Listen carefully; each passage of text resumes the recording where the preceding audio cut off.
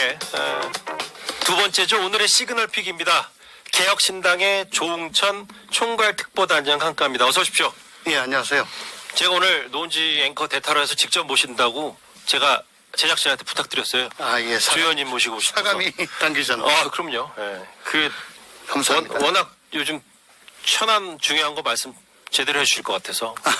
큰일 났네. 아니 그게 있잖아요. 전반적인 얘기 하나하나 여쭤보기 전에 민주당 계실 때 사실 이재명 대표 많이 비판하셨었잖아요.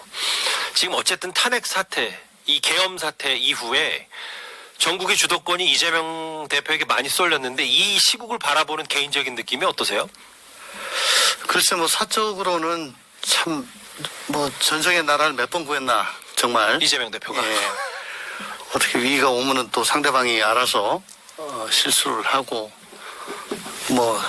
폭탄도 터뜨리고 자폭하고 난리가 나니까. 사실 그 대권 주자가 되는 과정에서도 예. 안희정 지사라든가 그렇죠. 박원순 시장 예. 등 유력한 경쟁자가 그냥 그렇죠. 스스로 무너지거나 물러났어요. 없어졌어요. 그래서 원탑이 됐고, 또 지금 지난주 요맘때만 하더라도 명태균이 어떻고, 그렇죠. 단계가 어떻고, 또 사법 리스크가 어떻고, 요 한 세 가지 가지고 주로 얘기를 했을 겁니다. 근데 이 계엄이 빵 터지니까 모든 걸 빨아들이는 그렇죠. 블랙홀로 작용이 돼가지고 언제 명태균이 있었나 싶을 정도로 얘기가 안 나오잖아요. 그렇죠. 이거 이재명 대표가 이걸 기획했을 리 만무하고 정말 럭키메이다. 행운이 많다.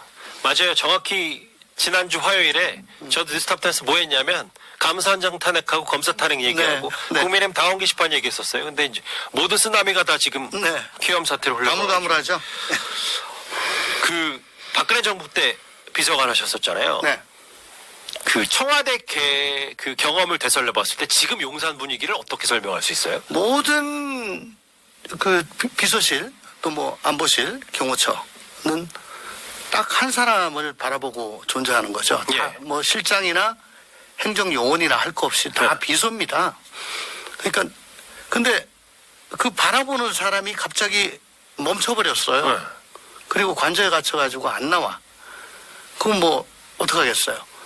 뭘 만들어도 이게 의미가 없잖아요. 그렇죠. 망연자실이죠, 사실 더 잘하시겠지만 청와대 근무하셔서 청와대 근무하시는 분들, 대통령실에 근무하시는 분들은 밤낮 없이 일하고 사실은 나라를 위한다는 사명감이 생각보다 제가 생각해도 훨씬 더 크더라고요. 예, 그거 없으면 일 못하죠. 근데 예.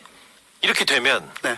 아니 어제 보니까 일부에서 참모진들은 비공개 텔레그램 메신저도 지운다 탈퇴한다는 얘기도 있고 권력 누수는 완전히 시작됐네요. 그러면 어쩔 수 없이 누수가 아니고 지금 데드덕이죠. 예. 제가 사실은 그걸 여쭤보고 싶었던 게 국회의원도 하셨고 청와대에도 계셨고 요즘 아까 이제 구자룡 변호사랑 얘기할 때 여전히 친윤들의 목소리가 좀 있다. 그리고 아직 작지 않게 목소리를 거세게 내고 있다는 질문을 할 때 예전에 노무현 전 대통령이 정권 내줬을 때는 뺏겼을 때 친노는 패족이다 그래서 친노들도 후퇴했고 친박도 마찬가지로 박근혜 전 대통령 탄핵 이후에 사실은 많이 축소됐는데 대통령의 초유의 계엄 사태 이후에도 친윤이 목소리가 크다. 이거 어떻게 바라보면 돼요? 우선 되게 정권 말기에 이런 일들이 좀 생기는데 예. 이제 겨우 반절 지났잖아요. 그러네요. 그죠? 그리고 총선은 앞으로도 3년 이상 더 남았습니다. 예. 그러면 3년 후에 이제 총선에 들어갔을 때 결국은 자기들이 주 공략 대상은 국힘 지지자 혹은 중도 보수 정도일 건데 예. 그때 되면 역사적 평가가 좀 바뀔 수도 있지 않나. 시간이 좀 지나면. 예. 그 사람들한테 어떻게 더 어느 쪽이 소구하는 것일까. 지금 앞장서 가지고 민주당하고 같이 힘 합쳐 가지고 몰아내자. 그런 목소리를 내는 게 그때 유리할까. 또한 친윤들이 거의 대부분 아마 지역 기반이 영남 쪽이니까요. 예. 아무래도 수도권보다는 조금 둔감하겠죠. 네. 그런 것 때문에 얘기를 한다. 검찰 수사 얘기 하나 하기 전에 하나만 더 여쭤볼게요. 그 정치권. 지금 돌아가는 상황에서 한동훈 대표가 갖고 있는 장단점을 뭐라고 보세요? 장점도 단점도 정치 신인이다. 아하, 그래요? 라고 생각이 되는데 어쨌든 계엄 선포 당일날 발빠르게 위헌 위법적인 처사다. 국민과 함께 막겠다라고 나섰잖아요. 예. 그리고 본회의장을 지키고 어쨌든 18명 모아가지고 그렇죠. 같이 해제 계엄 해제 찬성. 가결했죠. 예. 그때 국힘 의원이 없었더라면 아마 그 후과는 정말 상상이 힘들었을 겁니다. 그게 정치를 많이 해보고 노예한 사람은 또 이것저것 재느라고 그런 게 팍팍 안 나올 거예요. 아, 근데 그 이후에 예. 보면 하루가 지나면 말이 왔다 갔다 왔다 갔다 왔다 갔다 해요. 도대체 당신 생각은 뭐냐. 더군다나 이 치명적인 이제 약점이 돼버린 거는 뭐냐면 검찰 출신 정치 신인이다. 검찰 출신이시잖아요. 그렇습니다. 검찰 출신 정치 신인. 정치 신인. 예. 윤석열 대통령을 그냥 공정과 상식만 믿고 찍어줬더니 그거하고는 완전히 반대로 가더라. 불통이더라. 국민을 바라보는 게 아니고 자기 부인을 바라보더라. 뭐 이런 것들이 내래에 딱 잡혀가지고 그러면 너도 똑같은 거 아니냐 해서 확장성이 상당히 힘들 것 같고 그래서 저는 뭐 이런 말씀 좀 드리고 싶어요. 어떤 말?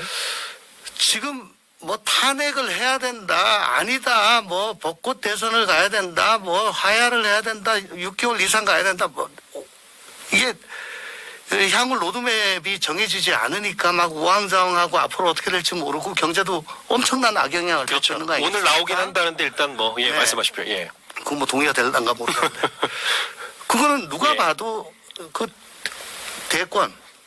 대권을 둘러싸가지고 치열한 수싸움을 하는 그렇죠. 거거든요. 또 그 수싸움의 주체는 이재명과 한동훈 두 대표일 겁니다. 예. 이재명 대표는 뭐 그 무리를 무릅쓰고 개항 제복을 나오고 대표 지금 2번 하고 당을 완전히 단일대우로 만들어가지고 꽉 틀어지고 있잖아요. 장악했죠. 뭐라고 얘기해도 그분은 안 들을 것 같아요. 한동훈 대표 지금 뭐 대통령을 사실상 직무정지 시키고 예. 총리하고 손잡고 국정을 끌고 가겠다. 이게 굉장히 위헌적이에요. 치명적인 약점이 있습니다. 이거 우기기가 힘들어요. 거기다가 아까 말씀드렸던 그런 약점들이 있고 예. 하니까 어쨌든 자기가 그때 담화를 발표하고 이렇게 하겠다라고 얘기한 게 자기 대선 플랜과 대권 플랜과 관계가 없다는 걸 입증을 하면은 아마 진정성을 좀 더 인정을 받고 당내에서도 입지가 커지지 않을까.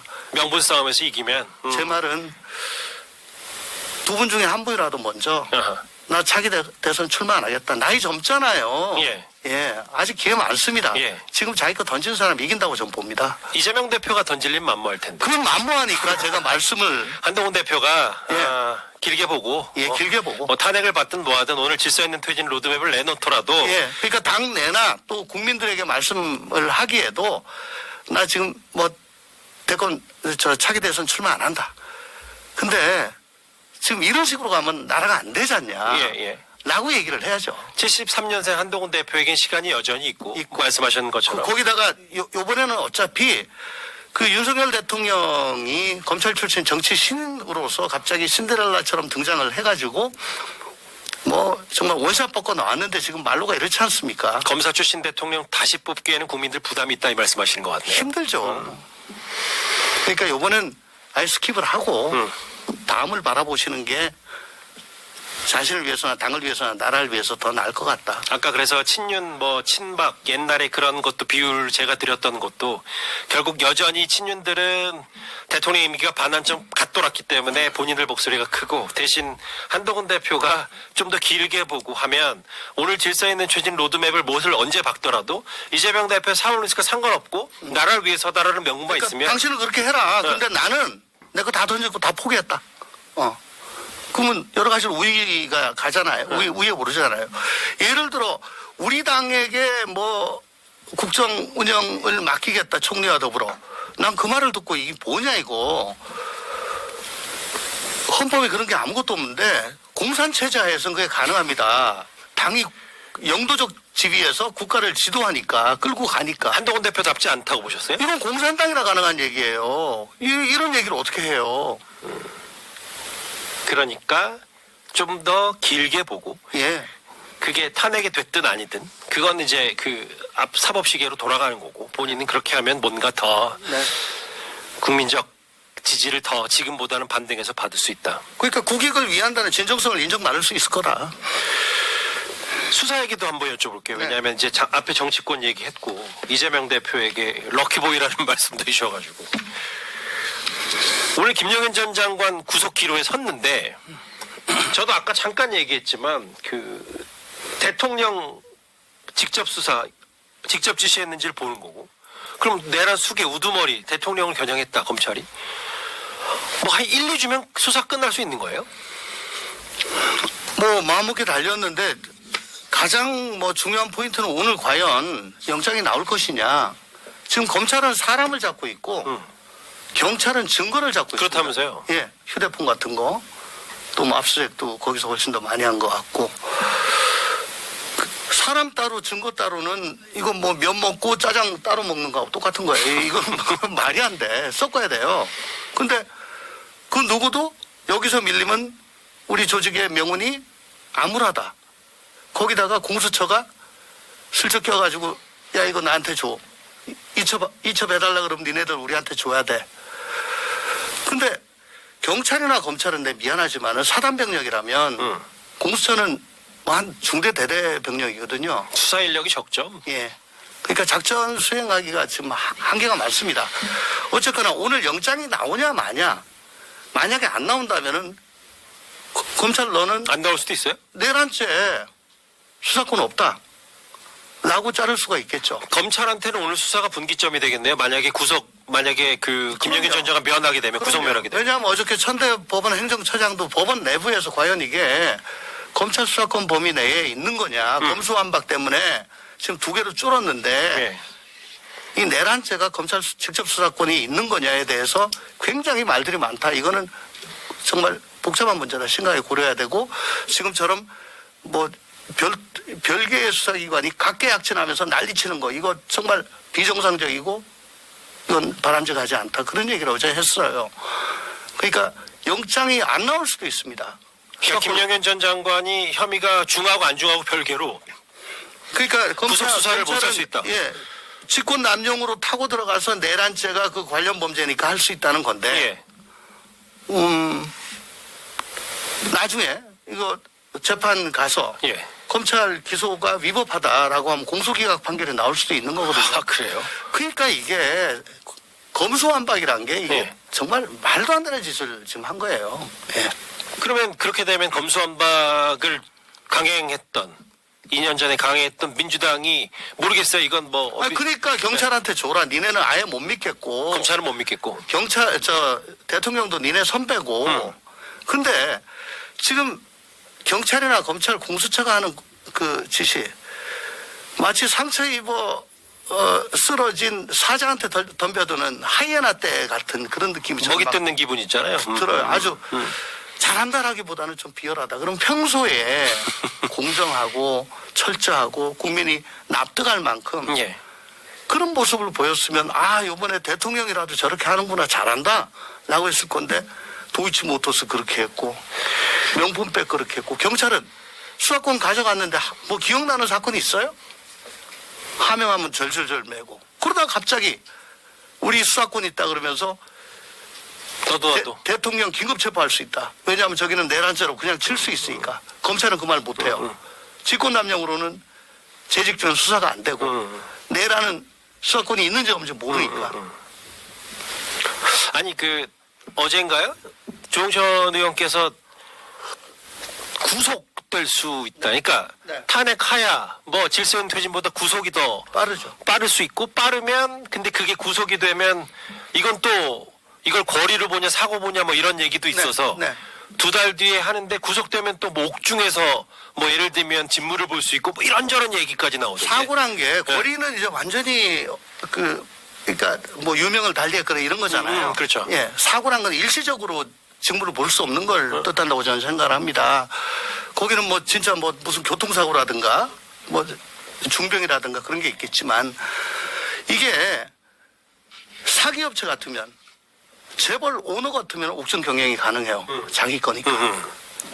저는 대통령이 지금도 뭐 자기는 안 하겠다고 했는데 안 하다가 구속되니까 나 갑자기 할래. 할 수 있겠어요? 그러고 안 돼요. 고난이 자기 게 아니잖아요. 국민이 위임한 거잖아요. 국민이 위임을 철회한 거라고. 예. 어제 천대엽 법원의 행정처장도 의원의 질문에 그 긴급체포나 뭐 구금되면 그게 사고에 해당된다고 보냐 그러니까 그 취지에는 동의한다.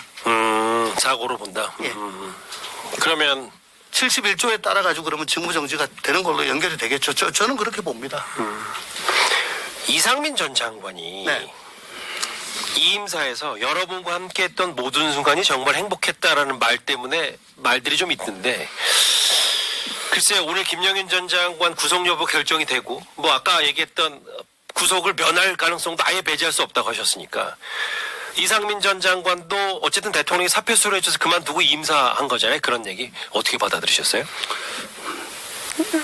행안부 내에서 이상민 장관에 대한 평은 굉장히 좋은 걸로 알아요. 아 그래요? 예. 하급 직원들한테 굉장히 따뜻하게 해주고 배려하고 그래서 참 좋으신 분이다라는 평가가 있어서 이런 얘기를 한 것 같은데 다만 이태원 참사 유가족, 예. 오송 지하차도 그렇죠. 유가족 이런 분들 생각하면 뭐 모든 순간에 행복했다라고 얘기하기 전에 그분들에 대해서 먼저 사죄를 하는 게 그걸 하고 그렇지만은 행복했다라고 하는 게 맞지 않았을까 싶습니다. 그 대통령 주변의 측근들 김용현 뭐 이상민 또 뭐 충암파 얘기하니 또 뭐 나도 저도 뭐 그냥 그런데 어쨌든 이상민 전 장관도 수사 대상에 오를 수밖에 없고 김용현 전 장관의 오늘 구속 여부가 그럼 첫 단추고 네. 근데 이상민 전 장관보다 어쨌든 대통령 수사로 가는 길목일 텐데 대통령이 그러니까 김영현 전 장관이 뭐라 그랬냐면 뭐 내란수계도 내란수계지만 대통령과 포고록 내용을 상의했다 뭐 이런 얘기가 있으면 수사까지는 급물살을 탈 수가 있는 거예요. 포고력이 핵심이다. 그렇습니다. 왜냐하면 그 내란죄란 것이 위헌 위법한 계엄을 선포하는 거. 근데 그 목적이 국헌 문란에 있다는 것만 입증되면은 계엄령은 내란죄는 기수에 이른다는 게 전두환 노태우 내란 수괴죄 사건의 대법원 전합체 판결이에요. 그러면 그게 묻어 있는 게 녹아 있는 게 뭐냐? 포고령입니다. 그러니까 이건 내란을 같이 공모했다라고 바로 갈 수가 있는 거죠. 그러면 오늘 그걸 잘 봐야 되겠네요. 구속 그 영장 발부되는 것도 이게 또 그렇습니다. 그게 굉장히 중요한 거고요. 만약에 김영은 전 장관이 검찰에 구속이 되면은 검찰이 이제 완전히 그 정당성을 획득하고 이제 꽃장 주변 조사 빨리 한 다음에 꽃장 대통령으로 갈 겁니다. 하여간에 제일 중요한 건 사람이고 두 번째가 증거물인데 이걸 나눠 갖고 있는데 그렇죠. 지금 우위는 검찰이 갖고 있다고 아주 여전히 우위는 검찰이 사람을 갖고 있으니까 사람을 인신을 지금 갖고 있으니까 사람을 데리고 증거는 경찰이 갖고 있고 네. 경쟁적 수사도 문제고 어쨌든 오늘 핵심은 두 가지네요. 뭐 얘기하다 보니까 중요하지만 참 여러 가지 많은 생각이 들어서 어쨌든 오늘 집권 여당 혹은 정부가 퇴진 로드맵 시점을 못 박는다. 두 번째는 아까 말씀하셨다. 그거 되겠습니까 지금? 그 안에 통일이 안 되는데. 뭐 오늘 발표를 뭐 일부 조간에서 한다고 하니까 한번 지켜보죠. 네. 그리고 말씀하셨던 두 번째가 결국은 김영현 전 장관의 구속 여부 두 가지 포인트인데 오늘 그러면 의원님이 뭐 다른 데 가셔서 말씀하신 헌재가 먼저냐 대법원이 먼저냐 근데 아까 얘기했던 것처럼 한동훈 대표가 예를 들어 그런 거 상관없이 그냥 나는 뭐 차기 이런 게 아니라 정말 탄핵이든 뭐든 절차 밟고 뭐 위헌적 공동정부 이런 거 소통령 논란 말고 하겠다라고 하면 대법원 판단과 상관이 없어지는 거고. 아니 한동훈 자신은 그렇지만 네. 국민의힘 이라는 그 집단은 거기서 자유로운 건 아니죠. 왜냐하면은 그래도 8년 전에 탄핵에 그 같이 도와주면 예. 우리도 참여하면은 그래도 저 같은 동료로서 인정을 해주고 최소한 뭐 적폐청산과 같은 그런 일은 상상을 안 했을 거예요. 근데 돌아온 거는 적폐청산 한답시고 수백 명 조사하고 수백 명 구속했잖아요. 문재인 대통령은 사법 리스크도 없었고 박근혜 대통령에게 그렇게 뭐 사적인 감정이 있을 리도 없습니다. 그런 문재인 대통령이 적폐청산한다고 저렇게 했는데 만약에 이재명 체제가 치하가 된다라고 하면은 얼마나 몰아치겠냐. 더군다나 그때는 민주당이 123석인데 그러니까 마음대로 할 수 있는 게 없었죠. 국민의 당하고 어떻게든 얘기가 돼야 되니까 지금은 180석 뭐 이렇게 되잖아요. 제가 어느 방송 나가지고 말씀드렸는데 만약에 이재명 대통령이 되면은 비상계엄을 해도 막을 수가 없습니다. 그러게요. 그리고 이상한 법을 해도 거부권은 그렇게 안 하게 되고. 뭐 예를 들어 이재명 대표 계엄을 만약에 선포하더라도 아니, 그러니까 막을 수- 모든 걸 다 하게 돼요. 그렇죠. 모든 걸 이제 그렇게 되면 헌재 외에는 그걸 심판할 데가 없어요. 아니, 그러니까 저희 예. 그런 걸 두려워할 겁니다. 아니 저 의원 모시고 저희 딴은 줄였는데 벌써 시간이 이렇게 됐어요. 아니 뭐 쭉 얘기를 했는데 오늘의 관전 포인트 핵심 내용 2개 개혁신당의 총괄단장 그 조홍천 의원과 함께 벌써 해봤습니다. 끝났어요? 네, 벌써 끝났습니다. 저희 이재명 대표한테 한 말씀만 좀 드리고 싶은데 시간 안 돼요? 20초만요. 예. 지금 뭐 그냥 탄핵 몰아치고 특검 몰아치고 뭐 난리를 치고 있는데 그러면서 대한민국이 바로 가야 된다라고 말씀하시는데 그거 하려면은 지금 다 계엄 선포 이후에 주식시장에서 시총이 140조가 맞아요. 증발됐어요. 무디스 스탠다드 전부 다 밑으로 보고 있죠. 그리고 투자사들 전부 다 비중 축소하라고 그러고 있어요. 맞아요. 거기다가 전력망 확충법, 반도체 특별법, 고준위 방패장법. 앞으로 우리 미래 먹거리 아무것도 못하고 예산도 안 하고 그냥 탄핵만 하고 있습니다. 그러면 지도자로서 그걸 갖춰야 된다. 예, 알겠습니다. 지도자라면 그런 것도 같이 해야 된다. 제발. 이재명 대표 듣고 있겠죠. 예. 알겠습니다. 오늘 제가 대타로 한번 라디오쇼 정치 시그널 송신을 한번 해봤습니다. 유튜브 들어가셔서 여러분 채널A 뉴스 정치 속풀이 구독해 주시고요. 조홍천 의원과 함께했습니다. 저는 오늘 저녁 뉴스탑10에 뵙겠습니다. 여러분 고맙습니다.